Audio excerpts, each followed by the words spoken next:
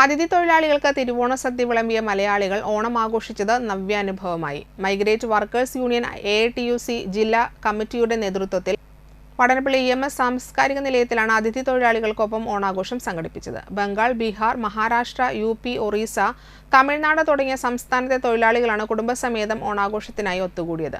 പൂക്കളം ഒരുക്കിയും വൈവിധ്യമാർന്ന കലാപരിപാടികൾ അവതരിപ്പിച്ചും കേരള തനിമയിൽ അതിഥി തൊഴിലാളികളും ഇഴുകിച്ചേരുന്ന അനുഭവം നമ്മൾ ഒന്നാണ് എന്ന ചിന്തയിലേക്ക് നയിച്ചു.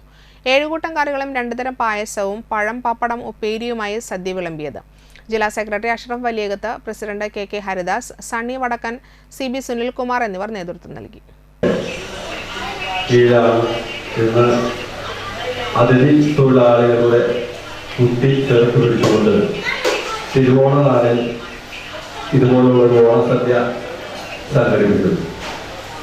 കഴിഞ്ഞ കോവിഡ് കാലഘട്ടത്തിൽ നമ്മൾ ഇതുപോലെ തന്നെ സദ്യകൾ ഒരുക്കി വീടുകൾ എത്തിച്ചു കൊടുക്കുകയുണ്ടായിരുന്നു. കോവിഡിന് ശേഷവും ഇതുപോലുള്ള ഓണസദ്യ നടത്തിയിട്ടുണ്ട്.